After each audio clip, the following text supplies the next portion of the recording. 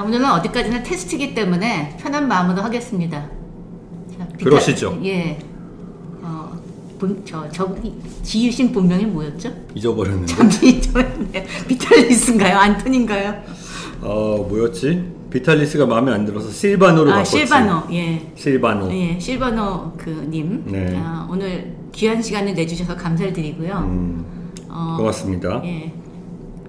커피 하면은 여러분 오늘도 커피 드시고 오신 분들이 뭐 거의 대부분일 텐데 현대인의 생활에 빼놓을 수 없는 건데 커피하고 카페인 그리고 도대체 우리가 왜 커피나 혹은 카페인 음료를 마셔야 되는가 여기에 대해서 좀 알아보기 위해서 일단 첫 번째로 많은 분들이 궁금해 하시는데 잘 모르는 각 카페인 음료에 카페인이 얼마나 들어있나 부터 알아보도록 하겠습니다.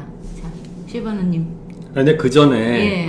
커피를 인간들이 언제부터 먹기 시작했고 어떤 식으로 커피를 마시는 게 대중화됐는지를 좀 짚고 넘어가는 게 전체적인 이해를 높이는 데 도움이 되지 않겠습니까?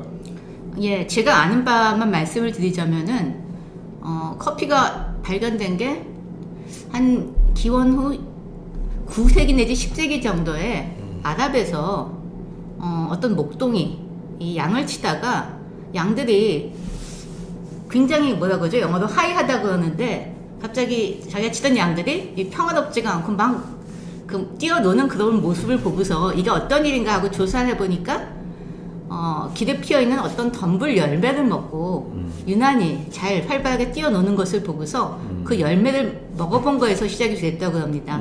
그래서 그 예멘 지방에서 처음 시작이 돼서 지금도 말하자면 예멘 커피가 유명한데 그래서 이제 아랍 사람들이 이 커피란 열매를 발견하고서 아랍과 특히 이제 터키에서 커피를 많이 즐겼죠.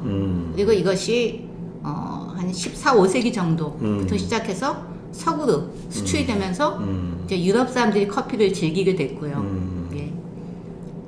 그래서 소위 얘기하는 커피하우스가 한 16세기 정도부터 유럽에서 크게 유행을 했고 본격적으로 제 생각에는 미국에서 그 실바노님도 아시죠? 보스턴 티 파티 사건이라고 해서 근데 그때 티가 커피예요? 그때 티는 티죠. 영국에서 즐겨 마시던 티를 세금 문제였던 거예요. 제가 확실히 기억은 안 나는데 맞아요. 예, 네. 이것 때문에 티를 가득 실은 그때 티가 상당히 비쌌는데 이 배를 미국 사람들이죠. 그러니까 식민지에서 온 티를 실은 배를 미국 사람들이 전복을 시켜버렸던가 그렇죠. 티를 태웠죠. 태웠나요? 네. 그러면서 티는 영국 문화의 상징. 그러니까 지금부터 미국 사람들은 티가 아닌 커피를 마시자. 이렇게 된 게 아닐까 저는 생각을 하고 있습니다. 보스턴 티파티가 그래서 파티가 됐군요. 그렇군요. 그래서 파티군요. 예. 그 이후에도 뭐 특히 이제 미국 하면은 우리가 생각나는 것이 상징적인 사건 중에 하나가 서부 개척이 있잖아요. 네. 근데 그 서부 개척을 할 때도 이 사람들이 커피를 갖고 다니면서 끓여가지고 마실 정도로 커피를 마시고 힘을 내야 또 서부로 진전할 수가 있고 인디언을 물리칠 수가 있고. 그럼 역사적으로 그 목동이 키우던 염소인지 양인지가 먹고 하이가 된 이후 예. 아랍 지역에서 유럽으로 갔다가 이제 미국으로 갔다가 전 세계로 퍼졌는데 예. 이 커피라는 음료가 가진 제일 중요한 이 특성은 약간의 각성제 역할을 한다는 거죠? 약간이 아니고 여기 나오는 사실 저희가 오늘 다룰 카페인 음료 중에서 가장 각성 효과가 큰 걸로 알려져 있습니다. 그래서 여러분 홍차를 제가 여러분도 마찬가지지만은 항상 커피를 줄여야 된다는 생각 때문에 아침에 홍차를 마시면은 2잔을 마셔도 커피 한 잔 마신 것만 못합니다. 그만큼 각성 효과가 크고 그래서 제가 어떤 이제 일본 분이 쓴 세계사 책을 읽었더니 홍차를 마시는 영국인보다 오늘날 커피를 마시는 미국인이 잘 사는 것은 다 이유가 있다. 더 번영하는 것은 이유가 있다. 이렇게 써놨더라고요. 오케이. 그럼 전체적인 맥락이 각성제 역할을 강하게 하는 가장 대중적인 음료로서의 커피가 전 세계로 퍼지는데 제일 중요한 요인이었다.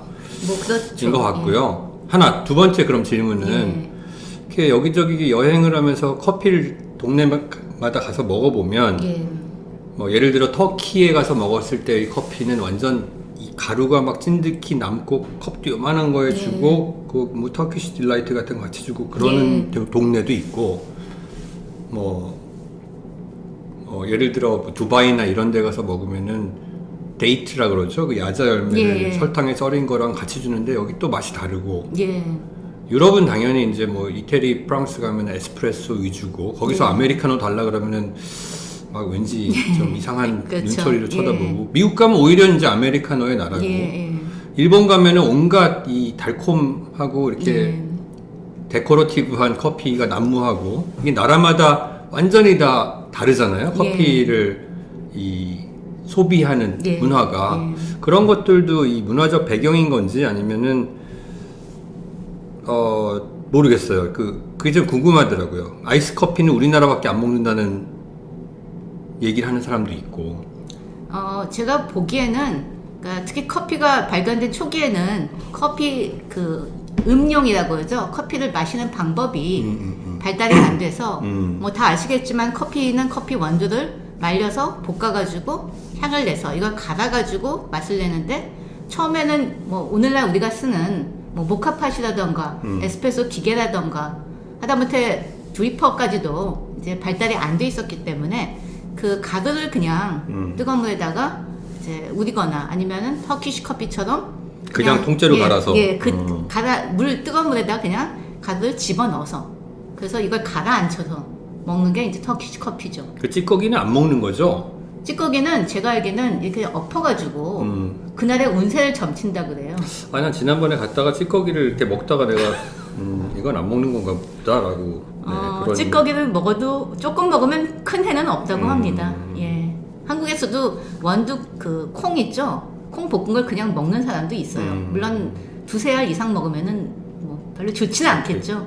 자, 그럼 이제 커피에 대한 전반적인 이해를 이 정도로 하고 그러면 이 얼마나 각성 효과가 크길래 이렇게 전 세계적으로 사랑받는 음료가 되었는지를 한번 얘기를 해주시죠. 제가 방금 이제 홍차하고 커피 얘기를 했는데 커피는 마시는 즉시 사람의 정신이 팍 깨는 거를 느낄 수가 있죠.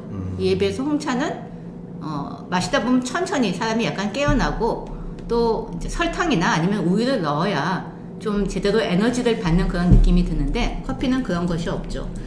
사실 이 카페인 음료들에 든 그 카페인의 성분이 다 다르다 그래요. 커피의 카페인, 홍차의 카페인, 녹차의 카페인이 다 달라요. 우롱차에 든 카페인이 다르고. 그래서 가장 물론 건강에 좋은 거는 녹차에 든 카페인으로 알려져 있고 홍차에 든 카페인도 나쁘진 않고 커피에 든 카페인은 제 생각에 좀 독한 카페인 같아요. 카페인에도 종류가 여러 가지다? 예. 처음 들어봤네. 카페인이. 그렇구나. 뭐 제가 조사해본 바를 잠깐 말씀을 드릴까요? 네, 그러시죠. 그 사람들마다 뭐 몇 시에는 커피를 마셔도 되고 밤 몇 시 이후에는 커피를 마시면 안 되고 물론 카페인에 대한 민감도가 사람마다 굉장히 다르기 때문에 사람마다 커피 혹은 카페인 음료 응용 시간을 다 정해놓고 있을 텐데 저 같은 경우에는 오후 4시 이후는 절대로 섭취 안 하는 걸로 하고 있습니다. 왜요? 어떤 일이 일어납니까? 커피의 카페인이 분해되는 시간이 7시간에서 8시간 걸리는 걸로 알고 있어요.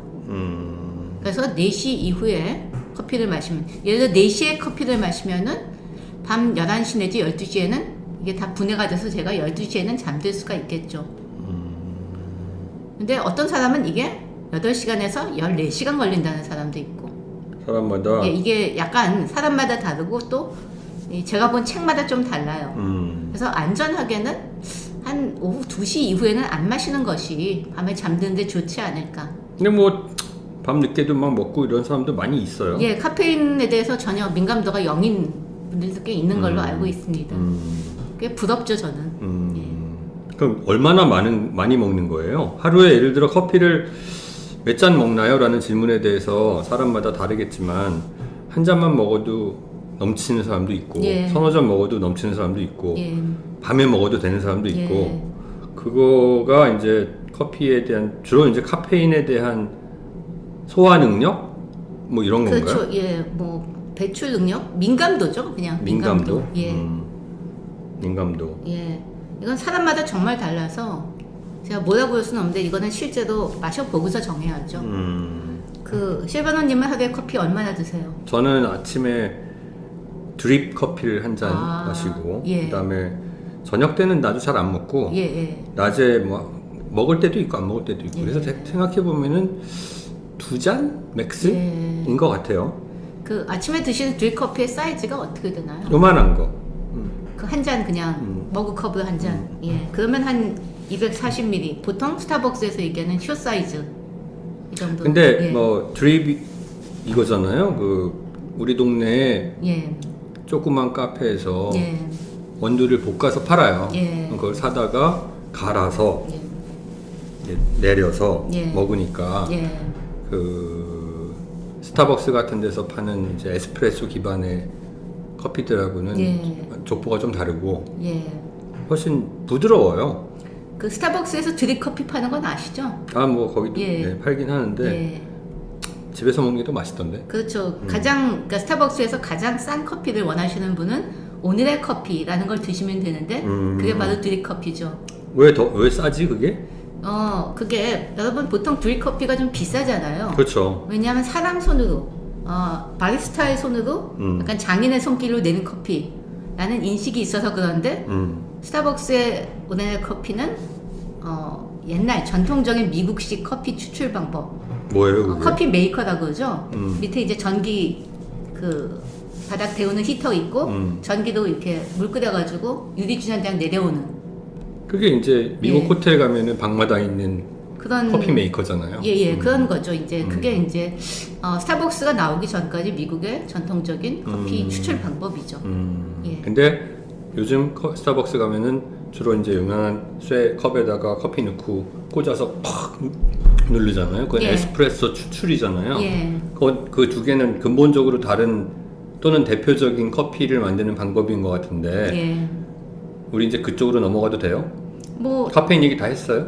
카페인 얘기는 사실 카페인 섭취량이 여러분 건강에 굉장히 중요하기 때문에 특별히 여러분들 정보를 드리려고 한 건데 잠깐 일단 12분 녹음했으니까 잠깐 여기서 끊고 가보죠.